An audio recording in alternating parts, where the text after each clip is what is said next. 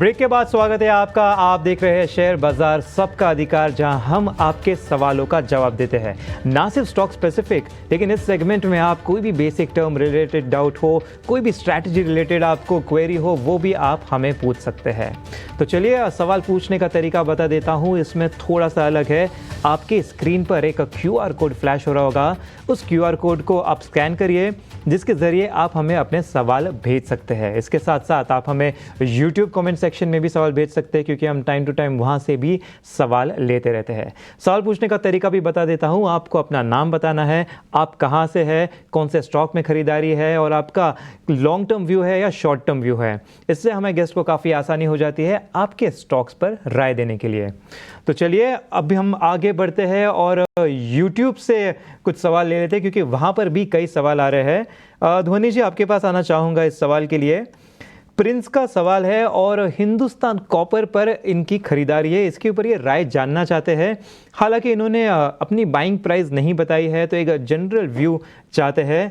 अब हिंदुस्तान कॉपर का भी अगर चार्ट देखें तो यूँ तो स्टॉक थोड़ा गिरता हुआ नजर आया था कुछ सेशन से, थोड़े सेशन पहले ऊपर भी आया हुआ है, लेकिन कुछ 5-6 सेशन से एक साइडवेज कंसोलिडेशन में फंसा हुआ नज़र आ रहा है। लेकिन इससे थोड़ा ही ऊपर अगर हम देखें 10% या 9% ऊपर, तो एक काफ़ी एक क्लस्टर ऑफ एविडेंस जिसे बोलते हैं 50, 100 और 200 DMA, ये तीनों ही कुछ 315 लेवल के पास में है। स्टॉक अभी वहाँ से 10% दूरी पर है। तो यहाँ पर आपकी क्या राय बनती है? ये जो लेवल है, यहाँ पे थोड़ा रेजिस्टेंस दिख सकता है? अंश, इस आपकी जो एनालिसिस है एकदम perfect, bang on technical terms आपने जो यूज करे हैं उनको ही अगर हम फर्दर इलैबोरेट करें यहाँ पे, तो वीकली स्ट्रक्चर अगर आप चार्ट का देखें तो वहां पे एक पॉइंट ऑफ पोलैरिटी आपको देखने को मिलेगा, जो करीब 260 से लेकर 265 की लेवल के बीच में बनता है, जहां से स्टॉक ने पहले एक सपोर्ट फेस करा था। और उन्हीं सपोर्ट लेवल्स के पास वापस से अगर आप डेरिवेटिव डेटाबेस के अंदर देखें तो 260 के लेवल्स के पास पुट ऑप्शंस जो है उसके अंदर भारी मात्रा में यहाँ पे राइटिंग देखने को मिलती है। तो वो एक अच्छे सपोर्ट लेवल की तरह यहाँ पे काम करता हुआ देखने को मिलेगा। हाल फिलहाल में स्टॉक को वेट एंड वॉच की सलाह रहेगी। नीचे की तरफ कोई भी एक डिप आता है 260 की लेवल के पास, तो मेरी इनको सलाह रहेगी कि आप इसमें फर्दर पोजीशन ऐड कर सकते हैं, क्योंकि हमें इनका खरीद भाव नहीं पता है और नजरिया भी नहीं पता है। तो इसे हम एक फ्रेश यहाँ पे ट्रेड रिकमेंडेशन की तरह ट्रीट करते हुए ये सलाह देंगे कि वेट एंड वॉच करें, 260 के लेवल्स के पास रिविजिट करें, और वहां पे अगर आपकी खरीद है तो एवरेज कर सकते हैं या फिर फ्रेश बाई कर सकते हैं। बिल्कुल, यहाँ पर इंपॉर्टेंट लेवल्स दे दिए गए हैं। वेट एंड वॉच की सलाह हिंदुस्तान कॉपर पर ध्वनि जी के तरफ से। तो चलिए आगे बढ़ते हैं और अगले दर्शक हमारे साथ जुड़ चुके हैं। हमारे साथ प्रशांत जुड़ चुके हैं, एक तो स्टूडियो में है, एक सामने भी कॉलर पे जुड़ चुके हैं। प्रशांत जी बताइए। जी सर, मैंने HCL के 100 शेयर ले रखे हैं जी, 4492 के प्राइस पे। तो मेरे को 1 महीना हो गया लिए हुए, तो मेरे को टारगेट जानना है कि कब तक ये ब्रेकआउट दे पाएगा इससे। 4492 के भाव से आपने लिया है? हाँ जी, हाँ जी, ठीक है, स्टॉक उसके आसपास ही नज़र आ रहा है। ध्वनि जी, आपके पास ही आना चाहूँगा। HCL पे इनकी खरीदारी है। जुलाई हाई से स्टॉक करेक्ट हुआ था, लेकिन 200 DMA पर रिसेंटली थोड़े सपोर्ट लिए हैं, वहाँ पे ही आसपास ट्रेड कर रहा है। इनका सवाल ये है कि ब्रेकआउट कब तक आ सकता है इसमें, और ये 100 शेयर होल्ड कर रहे हैं इसके। तो अंश, देखिए इसके अंदर ब्रेकआउट ऑलरेडी आ चुका है। अगर आप इसका डेली स्ट्रक्चर देख रहे हैं तो 200 की EMA जो है, जिसे इन्वेस्टर्स EMA कहते हैं, वो काफी अच्छी तरह से स्टॉक को सपोर्ट प्रोवाइड कर रही है, और वहां से स्टॉक के अंदर एक बाउंस आपको कॉन्स्टेंटली देखने को मिल रहा है। इनफैक्ट कल की और आज की सेशन को अगर हम कंपेयर करें तो लास्ट 3 सेशंस में स्टॉक ने अपनी जो शॉर्ट टर्म EMAs भी होती है, जो 20 और 50 की, उनके ऊपर भी यहाँ पे भाव ट्रेड करते हुए देखने को मिल रहे हैं। बने रहने की ही सलाह रहेगी। इसके अंदर वापस से आपको एक बाउंस देखने को मिलेगा पोजिशनली। अगर आप इसके अंदर 3 से 4 महीने के पीरियड के लिए होल्ड करते हैं तो 5000 तक का भाव आपको इसके अंदर आसानी से देखने को मिल सकता है। स्टॉप लॉस के तौर पे नीचे 4120 का लेवल ध्यान में रखें। ठीक है, तो ये है HCL पर रणनीति आपको ध्वनि जी की तरफ से मिलती हुई। अमित कुमार हमारे अगले दर्शक हमारे साथ जुड़ चुके हैं। अमित, गुड मॉर्निंग, कहां से बात कर रहे हैं? Good morning sir, good morning ji Amit, कहां से बात कर रहे हैं? मैं पटना बिहार से। अरे वाह, तो सबसे पहले तो छठ की बहुत बहुत बधाई। काफ़ी खूबसूरत तस्वीरें हमें बिहार के अलग अलग कोने से नज़र आई, बड़ी खूबसूरत पर्व और एक अलग तरह का उत्साह जो है वो देखने को मिलता है। छठ के गीत हों, छठ का प्रसाद हो, ये अपने आप में बड़ा मायने रखता है, बड़ा ही अद्भुत। हमें बताइए, टाटा स्टील पे आपने खरीदारी की है? जी 1000 शेयर है, 105 रुपए के रेट पे। अच्छा, 105 के भाव पे। तो पहले तो आप अच्छे मुनाफे में हैं, तो बताइए कितना समय और दे सकते हैं? समय का कोई लिमिट नहीं है, 1 साल 2 साल दे सकते हैं, लेकिन मैं जानना चाहता हूँ कि अभी होल्ड करोगे इसको? ठीक है, ठीक है। प्रॉफिट बुक कर लो। चलिए अमर जी, मैं आपके पास अच्छा, अमर हमारे साथ इस वक्त नहीं है, ध्वनि हमारे साथ बनी हुई है। ध्वनि बताइए, समय की कोई पाबंदी नहीं है, टाटा स्टील 105 के भाव पे इन्होंने खरीदारी की हुई है, मुनाफे पे हैं, जानना चाह रहे हैं कि क्या प्रॉफिट उठा लिया जाए या अभी भी पोटेंशियल बाकी है? जैसे प्रशांत जी इन्होंने बताया, इनका नजरिया जो है वो 1 से 2 साल तक के लिए ये इनको होल्ड कर सकते हैं, तो definitely there is no doubt कि कंपनी बहुत सही इन्होंने चुनी है यहाँ पे। और लेवल स्पेसिफिक बात करते हैं तो यहाँ पे मेरी इनसे सजेशन रहेगी कि आपके खरीद भाव से तो काफी ऊपर स्टॉक आ चुका है, यहाँ पे स्टॉप लॉस को ट्रेल कर लीजिए। अब आपका जो स्टॉप लॉस यहाँ पे बनता है वो करीब बनता है 140 के लेवल्स के पास। इसके नीचे अगर स्टॉक फिसलता है तो आपको शॉर्ट टर्म बेसिस पे यहाँ पे एक प्रॉफिट टेकिंग इसके अंदर देखने को मिल सकती है, बट जब तक 140 का लेवल इसके अंदर होल्ड करा हुआ है तो स्टॉक में ये तेजी बनी रहेगी, तो होल्ड करके रखें, स्टॉप लॉस को ट्रेल करें। जी बिल्कुल, यहाँ पे नीचे की तरफ 140 का लेवल जब तक प्रोटेक्टेड है तब तक इसमें थोड़ी पॉजिटिविटी होती हुई नजर आ सकती है, तो इसे होल्ड करने की सलाह ध्वनि जी के तरफ से। तो चलिए व्हाट्सएप से क्वेश्चन ले लेते हैं। ध्वनि जी, आपके पास ये आऊँगा। अर्पित का सवाल है, साइंट पर 100 शेयर होल्ड कर रहे हैं ये 1970 के भाव से। स्टॉक वैसे तो इनके खरीदारी से थोड़ा 3-4% नीचे ट्रेड करता हुआ नज़र आ रहा है। पिछले हम कुछ सेशन से देख रहे हैं कि स्टॉक ने काफ़ी अच्छा एक मूव दिया है ऊपर की तरफ, 13% का एक अच्छा पुल बैक होता हुआ इसमें नज़र आया था। तो क्या ये पुल बैक कंटिन्यू हो सकता है? इनकी खरीदारी से भी नीचे है, तो मतलब मेन क्वेश्चन इनका यही रहेगा कि क्या उनकी खरीदारी के ऊपर जा सकता है आने वाले समय में? बिल्कुल अंश, डेफिनेटली स्टॉक जो इन्होंने पिक करा है वो काफी अच्छा है। हालांकि वीकली स्ट्रक्चर पे एक sideways to consolidation zone face कर रहा है, जिसमें ऊपर 2222 का रेंज जो है वो यहाँ पे ब्रेक नहीं कर पा रहा है, बट ओवरऑल जो पॉजिटिविटी स्टॉक के अंदर है वो काफी स्ट्रॉन्ग लेवल पे आपको देखने को मिल रही है। इनफैक्ट अगर आप देखें तो सिंस 2023 सितंबर इसके अंदर नीचे की तरफ 1600 का जो लेवल है वो एक बहुत अच्छे सपोर्ट लेवल की तरह काम कर रहा है। बने रहने की सलाह रहेगी, इनको अपने खरीद भाव से ऊपर का ही यहाँ पे इसके अंदर भाव देखने को मिलेगा। जैसे ही स्टॉक अपना 2200 का लेवल क्रॉस करता है तो वापस से आपको 2300 लेके 2400 के लेवल्स भी इसके अंदर पोजिशनली देखने को मिल सकते हैं। स्टॉप लॉस के तौर पे बहुत ही स्ट्रिक्टली आपको नीचे लेवल मेंटेन करना है 1800। ठीक है, तो ये है राय इस वक्त आपको साइंट लिमिटेड पे मिलती हुई। चलिए हमारे एक दर्शक हैं जो बैंक निफ्टी में राय जानना चाहते हैं, और इनका सवाल सीधा है कि क्या यहाँ पर पोजीशन लेने लायक गुंजाइश बन रही है। यूट्यूब पर इन्होंने अपना सवाल पूछा है। बताएं ध्वनि, बैंक निफ्टी में क्या रणनीति रखनी चाहिए?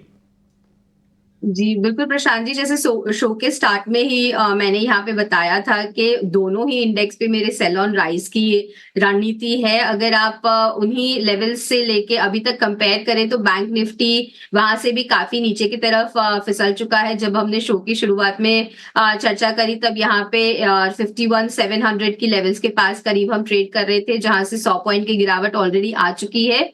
फर्दर इसके अंदर यस शॉर्ट साइड के ट्रेड आप ले सकते हैं, बट वही है कि रिस्क रिवॉर्ड आप किस हिसाब से लेना चाहते हैं। अभी फिलहाल अगर आप फ्रेश शॉर्ट ट्रेड इसके अंदर इनिशिएट करते हैं, टारगेट हमारा वही रहेगा यहाँ पे 51,250 का, बट ऊपर स्टॉप लॉस के तौर पे आपको यहाँ पे 52,000 का लेवल मेंटेन करना रहेगा। तो रिस्क रिवॉर्ड के हिसाब से यहाँ पे ओवरऑल 1:1 का ऑलमोस्ट रिस्क रिवॉर्ड बनता है। तो उन लेवल्स के साथ अगर फ्रेश ट्रेड लेना चाहे, रिस्की ट्रेड रहेगा तो ले सकते हैं, अदरवाइज यहाँ पे एक वापस से रिबाउंड का वेट करें और फिर उसके बाद शॉर्ट ट्रेड लें।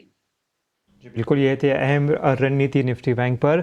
तो चलिए इसी के साथ हम अगले दर्शक के साथ भी जुड़ जाते हैं। हमारे साथ किरण दर्जी जी शामिल है। Kiran, good morning. Good morning sir. बताइए। तो सर मेरे पास टाटा मोटर के 20 शेयर है, 600 जी। के भाव से। जी, और आपका होल्डिंग पीरियड क्या है? आप थोड़ा लंबे समय के लिए देख रहे हैं या शॉर्ट टर्म के हाँ लिए? सर, नहीं सर, लॉन्ग टाइम। अच्छा, लॉन्ग टर्म के लिए देख रहे हैं। अच्छा, आपको अच्छा मुनाफा होता हुआ नजर आ रहा है, 30% का ऑलरेडी आप गेन कर रहे हैं। आपने कैसे स्टॉक लिया था? आपने खुद स्टडी की थी या कहीं रिसर्च रिपोर्ट से देखा था? नहीं सर, मैं अपने बड़े भाई के राय पे लेता हूँ। जी बिल्कुल, बहुत अच्छी खरीदारी, अच्छा स्टॉक पिक किया है आपने। धोनी जी, आपके पास आना चाहूँगा इस सवाल के लिए। टाटा मोटर्स पे इनकी खरीदारी है, 600 शेयर और 600 के भाव से इनकी खरीदारी है। हालांकि स्टॉक अभी 30% ऊपर ट्रेड कर रहा है, लेकिन अगर एकदम हाई से देखें तो वहाँ से भी 30% गिर चुका है। तो अगर यहाँ से पूरे हाई तक देखें तो कुछ 90% का वैसे एक ऑन बुक प्रॉफिट होता हुआ दिख रहा था, लेकिन करेक्शन के वजह से अब जो प्रॉफिट 90% का दिख रहा था वो अब घट के 30% के आसपास का हो चुका है। तो यहाँ पे क्या किया जाए? इतना गिरने के बाद थोड़ा ओवरसोल्ड सा दिख रहा है, कुछ रिवर्सल के साइंस है। आज इसमें इसके नतीजे भी आने वाले, तो काफ़ी फोकस में है स्टॉक। बिल्कुल अंश, इससे नफा जो हो रहा था उसमें नुकसान होता हुआ देखने को इनको मिल रहा है। तो डेफिनेटली ये बात थोड़ी सी पिंच करती है कि यहाँ से अब क्या करें, स्टॉक के अंदर इसको होल्ड करके रखे या नहीं। It is a normal psychological factor जो हर एक ट्रेडर और इन्वेस्टर को फेस करना पड़ता है जब आप अपने प्रॉफिट को यहाँ पे घटता हुआ देखते हैं। बट टाटा मोटर्स अगर आप देखें तो overall the company fundamentally wise मैं ज्यादा नहीं बोलूंगी, but overall the company is very good. इसको आप लंबी अवधि के लिए अपने पोर्टफोलियो में ऐड करके रख सकते हैं। कोई भी डिप मिलता है तो it is worth a stock है जिसके अंदर आप और निवेश करके अपनी प्राइस को एवरेज कर सकते हैं। टाटा मोटर्स को अगर आपको एवरेज करना है तो आज नतीजे जो है, एक इवेंट है, उनको पास आउट हो जाने दीजिए। उसके बाद कोई भी आपको एक फर्दर फॉल मिलता है स्टॉक के अंदर, जहां पे वापस से स्टॉक 790 का लेवल जो है उसको मेंटेन करके रखता है, या फिर आपको कोई भी एक फर्दर डिप मिलता है जहां पे 750 की लेवल्स के पास भी आपको इसको एवरेज करने मिलता है प्राइसेस स्टेबलाइज होते हुए, तो वापस से आप इसको एवरेज करके फर्दर एड ऑन कर सकते हैं। लंबी अवधि के लिए definitely it's a buy recommendation always on Tata motor with every day. जी बिल्कुल, लंबी अवधि पे इसे होल्ड कर सकते हैं। नीचे की तरफ गिरे तो 750 पे और ऐड कर सकते हैं, एवरेजिंग कर सकते हैं। तो इसी कड़ी में आज आरपीजी लाइफ के मैनेजमेंट से भी बातचीत करेंगे, क्योंकि दूसरी तिमाही में आरपीजी लाइफ की जो आय रही है उसमें 12% की बढ़ोतरी नजर आई है। मार्जिन के फ्रंट पे भी काफी सुधार हुआ है, लेकिन मुनाफे पर जो है वो दबाव नजर आया, 85% की गिरावट रही है। नतीजों और ग्रोथ आउटलुक पर चर्चा के लिए हमारे साथ जुड़ चुके हैं कंपनी के एमडी युगल सिकरी साहब। सिकरी साहब, गुड मॉर्निंग, बहुत बहुत स्वागत है आपका। और नतीजों के फ्रंट पे ही सबसे पहले मेरा सवाल रहेगा। और अगर हम इस तिमाही की बात करें तो जैसे मैंने बताया भी कि मार्जिन में काफ़ी सुधार हुआ है, तो सबसे पहले मार्जिन पर ही नज़रिया दीजिए कि क्या इन मार्जिन में आगे भी आप इस तरह की जो है सस्टेनेबिलिटी देख रहे हैं? क्या अनुमान कहता है आपका? प्रशांत, थैंक यू। आपने मुझे अपने चैनल पर आमंत्रित किया और मैं आपसे अवगत कराता हूँ कंपनी के अंदर क्या हो रहा है। जैसा आपने रिफ्लेक्ट किया, कंपनी का परफॉर्मेंस पिछले 5 सालों से एक बहुत ही स्ट्रक्चर्ड एंड अपवर्ड ट्रेजेक्टरी पर है। इस क्वार्टर का रिजल्ट भी उसी डायरेक्शन को रिफ्लेक्ट करता है। क्वार्टर 2 में मुझे आपको बताते हुए बहुत प्रसन्नता हो रही है कि जो एबिटा मार्जिन हमारा अब तक का हाईएस्ट एबिटा मार्जिन है, 27.8% हमने क्वार्टर 2 FY25 में एबिटा मार्जिन को रिकॉर्ड किया है। जो आप अपने चैनल पर दिखा रहे हैं यहाँ पर कि मुनाफा कम हुआ है, ये एक एक्सेप्शनल आइटम की वजह से हुआ है, और वो भी एक कंपनी के लिए बहुत ही अच्छी खबर है कि हमने आपको ज्ञात होगा, हमने बताया भी था इसके बारे में, हमने एक एफिशिएंसी एनहांसमेंट के अंतर्गत अपने जो एसेट्स हैं उनको रिव्यू किया।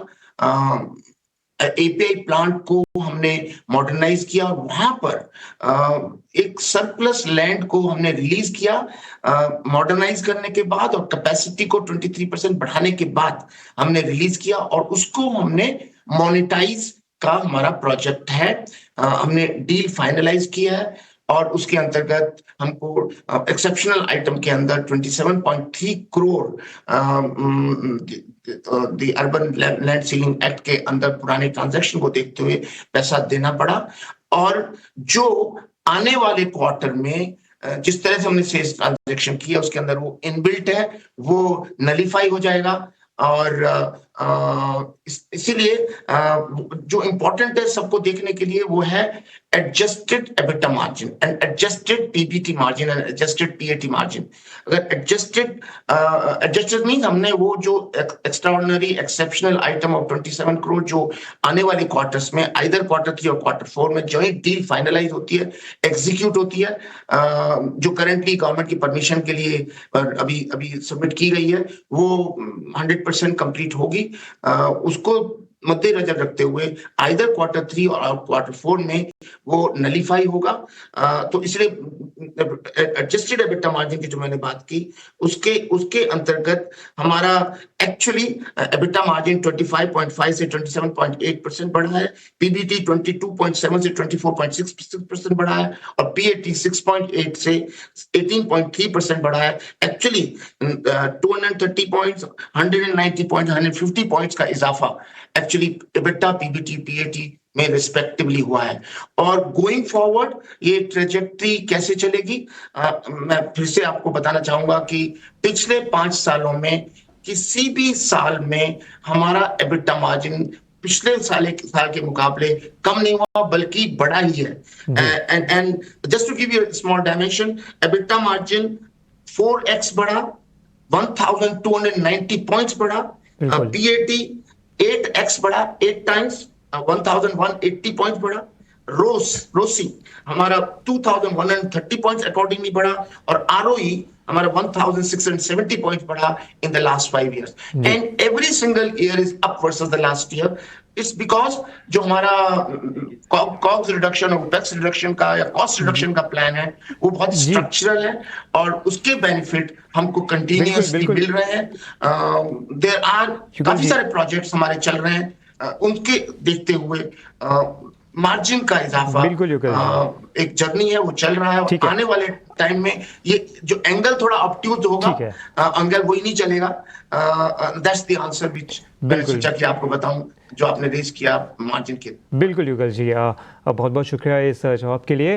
दरअसल आपने एपीआई बिजनेस का जिक्र किया था, तो इससे ही रिलेटेड मेरा सवाल है कि जो इंटरनेशनल फॉर्मुलेशन और एपीआई बिजनेसेस है इसमें कंपनी बहुत अच्छे से काम कर रही है, इसमें काफ़ी कैपिटल एक्सपेंडिचर भी होता हुआ हमें नज़र आ रहा है। तो क्या आप इससे रिलेटेड प्लान बता सकते हैं कि इसमें क्या एक्सपेक्ट किया जा सकता है, किस तरीके की ग्रोथ इसमें दिख सकती है आने वाले समय में? आपने सही बोला। पिछले 5 साल में हमारा फोकस डोमेस्टिक फॉर्मुलेशन पर था, अभी इंटरनेशनल फॉर्मुलेशन और एपीआई हमारा फोकस है। ग्रोथ इंजन 2 और ग्रोथ इंजन 3 है, वे मैं बताता हूं।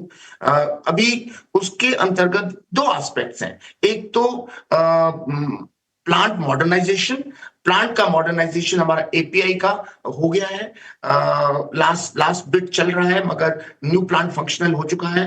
न्यू प्रोडक्ट पाइपलाइन डेवलपमेंट में है और इसका इंपैक्ट, न्यू प्रोडक्ट पाइपलाइन का इंपैक्ट करीबन 1 साल के अंदर आना शुरू होगा, क्योंकि 1 से 1.5 साल तक हमको new product development and regulatory approval में। बिल्कुल, बहुत अहम बात आपने कही। युगल साहब, मेरे पास समय कम है, मैं एक आखिरी सवाल के साथ आपके पास आना चाहूँगा। हमें ज़रा बताइए कि ख़ास तौर पे अगर हम आपके कारोबार को देखें और आपके अनुभव को भी देखें, क्योंकि मैं आपके प्रोफाइल से भी गुजर रहा था, 40 वर्षों से ज़्यादा का अनुभव है और दिग्गज कंपनियों में आपने अपनी सेवाएँ दी हैं और उसके साथ ही आप फार्मा एजुकेशन को लेकर भी बहुत ज़्यादा एग्रेसिव हैं और ख़ासतौर पर नई जो पीढ़ी है उसको और ज़्यादा बेहतर बनाने के लिए लगातार कोशिशें कर रहे हैं, उसमें अपनी लगातार दखल भी बढ़ा रहे हैं।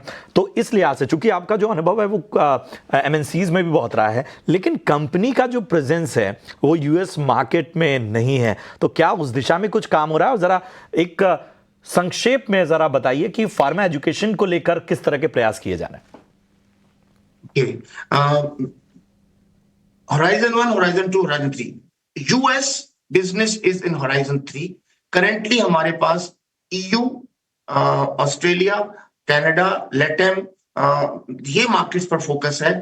यूएस के लिए हम लास्ट में जाएंगे, उसका कारण भी यही है कि हम अपना प्रोडक्ट पोर्टफोलियो बढ़ा रहे हैं। जो ही प्रोडक्ट पोर्टफोलियो हमारा 30-40 तक हो जाएगा, हम उस समय यूएस में जाएंगे। और उस नंबर तक पहुंचने के लिए हमको करीबन 3 या 4 साल लग सकते हैं। इसीलिए मैंने बोला कि US is there in the plan. ये होराइजन 3 में है करंटली। जो प्रोडक्ट डेवलपमेंट है उसके माध्यम से हम यूरोप, एशिया, लैटिन मार्केट्स में हम अपने बढ़ोतरी कर रहे हैं। एजुकेशन की आपने जिक्र किया। हाँ, एजुकेशन मेरा एक पैशन है, वो मैं भी करता हूं। और एजुकेशन का एक बहुत बड़ा पहलू बताऊं आपको, पर्टिकुलरली फार्मास्यूटिकल मैनेजमेंट में मैं NMIMS के साथ एसोसिएटेड था।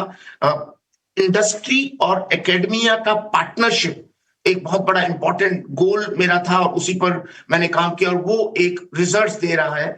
अगर आप स्पेसिफिक फार्मास्यूटिकल मैनेजमेंट एजुकेशन जो ये यूनिवर्सिटीज कंडक्ट कर रही हैं उसकी डिटेल में जाएंगे। वो मेरा पैशन है, वो मैं अभी भी एसोसिएटेड हूँ। दूसरा मेरा पैशन है स्टार्टअप का। मैं अटल इंक्यूबेशन सेंटर के में इंडिपेंडेंट डायरेक्टर हूँ। करीबन 650 स्टार्टअप्स वहां पर चल रहे हैं, उधर भी मेरा योगदान रहता है। तो वो एजुकेशन के बिल्कुल, context में आपने स्टार्टअप का जिक्र किया सकते तो हम आपको उस तरह के स्टार्टअप को लेकर भी हम खास शोज करते हैं, उस चर्चा में भी आपको अलग से आमंत्रित करेंगे, आपके अनुभव का लाभ लिया जाएगा। बहुत बहुत शुक्रिया करेंगे युगल जी हमसे जुड़ने के लिए। आगे की तमाम योजनाओं के लिए और कारोबार के लिए आपको और आपकी पूरी टीम को हमारी ओर से ढेर सारी शुभकामनाएं। हमें समय देने का बहुत बहुत शुक्रिया। चलिए फटाफट राय ले लेते हैं। आरपीजी लाइव पे ध्वनि जरा राय दीजिए। नतीजों को दोहराने की आवश्यकता तो नहीं है, फिर भी मैं एक बार बता देता हूं कि आय और मार्जिन में तो सुधार हुआ है लेकिन मुनाफे पर प्रेशर है। बताइए कैसा लग रहा है आपको? और अभी आपने मैनेजमेंट की कमेंट्री भी सुनी, आगे की योजनाएं क्या आपकी रणनीति रहेगी आरपीजी लाइव पे? जी बिल्कुल प्रशांत जी, ओवरऑल चार्टिकली स्ट्रक्चर की बात करें तो डेफिनेटली स्टॉक का एक वीकलीज पे अगर आप देखें तो बुलिश ट्रेंड ही देखने को मिल रहा है।